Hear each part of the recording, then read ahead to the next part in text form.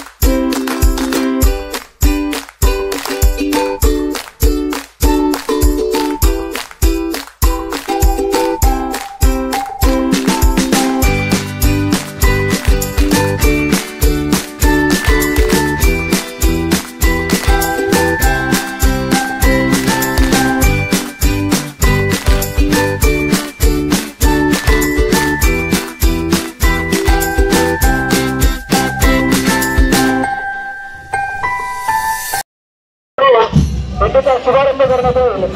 तत्पूर्वी हा 118वा अखंड हरिनाम सप्ताह महोत्सव मातृभाव गोपाळ मित्र मंडळाची स्थापना एकूण हॅलो हॅलो हॅलो नंदू उठले चोरी किया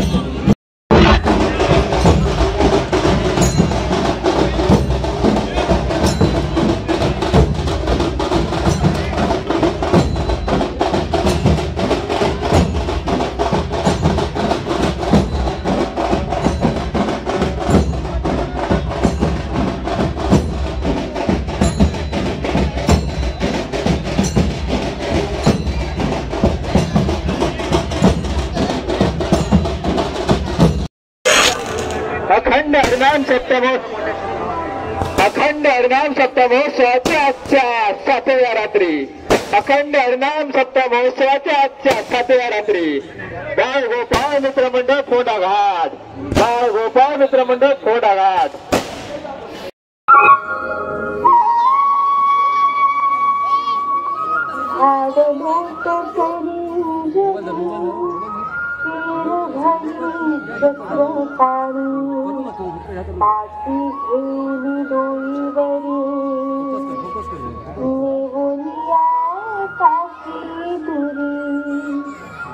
ऐसा भक्ती झुमला कामे करुणा करा जनी म्हणे का विठ्ठला काय उतरावी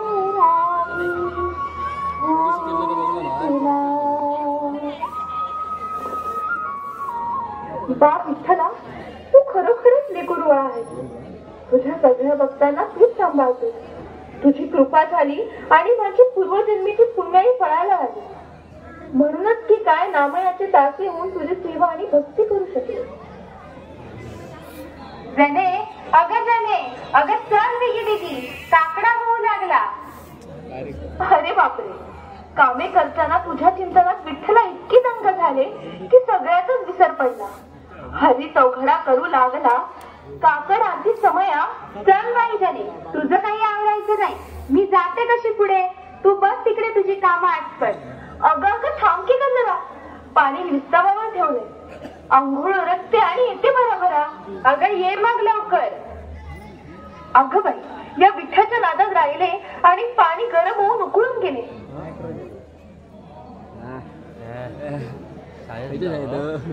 आता काय करू. घागरी तर रिकामाच आहे. पांडुरंगा विठ्ठला देवा, तू प्रत्येक वेळी माझ्यासाठी धावून येतो. माझ्याशिवाय तुला आणि तुझ्याशिवाय मला चैन पडत नाही. आणि आता तर मी तुझ्या जातीसाठी येते आहे ना. आता काय करू मी. विठ्ठला, बाकीच्या प्रमाणे तुला देखील मी तुझ्या मंदिरात येऊ नये असं वाटतं का. जने तू बस आंघोळ करत. मी जातेच कशी. बघ विठुराया, आता ही सुद्धा मला टाकून गेली. केला घालून संकटी लाज राखे जगजेठी. कोणी नाही निर्वाणी म्हणे नामयाची धनी. अरे मगाशी तर घागरीत पाणीच नव्हतं. आता ही जड कशी लागली. विठुराया, म्हणजे तूच किमया केलीस ना. त्याशिवाय काही रिकामी घागर भरली. आता लवकर आंघोळ ओळखते आणि येते तुझ्या आरतीला.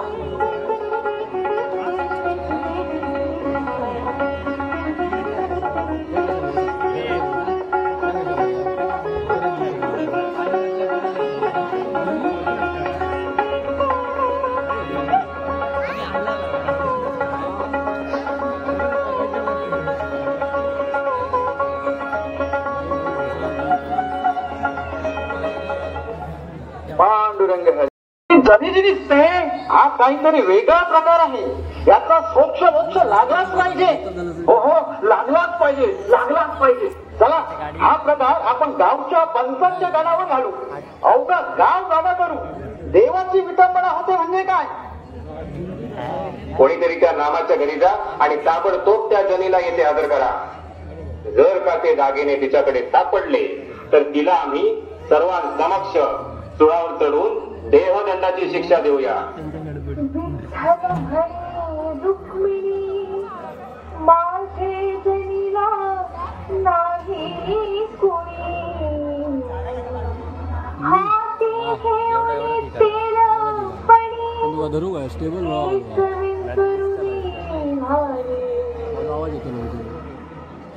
देवाची चोरी ते सुद्धा देव बंद असताना भोगात नाही. देवळाच्या अवती भोवती हेर जरा झालं. मला तर संशय आलाच होता. पण सांगणार कुणाला. विठ्ठलाची भक्त म्हणून मिरवते. अरे खरे भक्त आम्ही नाहीतर काय. अरे या सगळ्या लोकांचा आमच्यावर विश्वास. अरे ही देवाची भक्त कसली. ही तर देवाच्या दागिन्यांची भक्त. आता बसली असेल ते दागिन्यांची ऊक घेत. होय मी म्हणतो असं करायला लाज कशी नाही वाटली. आपल्याला तरी कुठे वाटतंय गप्प बसा. केव्हा कुठे काय बोलायचे काही कळत नाही तुम्हाला. जना, अगं हे जना, बाहेर ये आधी. काय झालं काका? ही गोधडी तुझी आहे? हो, पण ही तुम्हाला कुठे सापडली? घ्या, या तर चोराच्या उलटा बोंबा झाल्या. गोधडी तुझी आहे, मग विठोबाच्या गायीचे पद आणि इतर दागिने सुद्धा तुझ्याकडेच असले पाहिजे. म्हणजे तू चोरी केलीस विठ्ठलाची. देवाला हात लावून तू देवाला पाठवलेस. चल आत्ताच्या आता आमच्या सोबत पंचांच्या समोर न्याय निवाडा होऊ दे.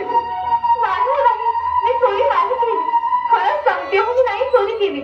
विश्वास ठेवा माझ्यावर, मी चोरी नाही केली. मग तुझ्या घराची आम्हाला धाडसी घ्यावी लागेल.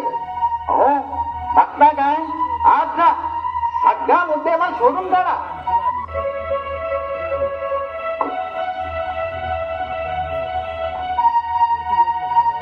बघ, सगळा मुद्देमाल तुझ्या झोपडीत सापडला. दागिने चोरून तू घरात लपवून ठेवले आणि सांगतेस तू चोर नाहीस म्हणून. चल आधी पंचांच्या समोर. नाही, मी चोरी नाही केली. खरंच सांगते, मी नाही चोरी केली. विश्वास ठेवा माझ्यावर, मी चोरी नाही केली. नाही, मी चोर नाही. मी चोरी केली नाही. देवा, गोडाई आई जी कामे सांगता ती करताना तू मला मदत करतो. तूच माझा पाठीराखा, माय बाप, बंधू सर्वस्व आहे. माझ्या सेवेत भक्तीत काही उणीव राहिली का? का माझा क्रूर झाला? अगं विठ्ठला, करुणा करा, डोळे बंद करून असा का राहिला?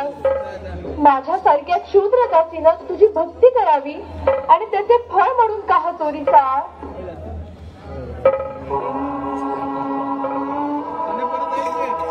जना, खरं खरं सांग, हे दागिने तुझ्याकडे कसे आले? बोल पटकन. तू अजूनही गप्पच. म्हणजे चोरी तूच केली आहेस असं दिसून येत आहे. मी यांना कसं सांगू की तू मला सहाय्य करतो?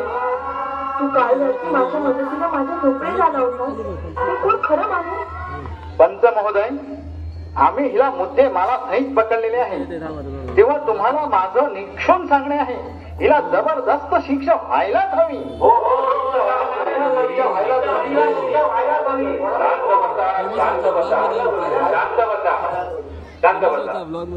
ज्या अर्थी जनीच्या झोपडीत देवाचे दागिने सापडले आणि देवाच्या अंगावर जनीची गोधडी, त्या अर्थी जनीनेच मंदिरात गुपचूपपणे शिरून देवाची चोरी केली. शिवाय तिचं शांत राहणं म्हणजे तिच्या गुन्ह्याची एका अर्थी तिने दिलेली कबुलीच आहे. या तिच्या घोर पातकासाठी मी या गावचा पंच म्हणून तिला सुळावर चढून देहांत प्रायश्चित्ताची शिक्षा देत आहे. देवा विठ्ठला, तू काल रात्री माझ्या घरी आला होता आणि दागिने घेऊन तसाच केला. हे गुपित तू कसं सांगू? यावर कोणाचा विश्वास बसेल? देवा, माझे मौन माझ्या मृत्यूचे कारण ठरत असेल तर तसं होऊ दे. देवा, जन्म आणि मृत्यू हे तुझ्याच हाती आहे. जे तुझ्या मनात आहे तसेच होऊ दे. विठ्ठला पांडुरंगा, विठ्ठला पांडुरंगा.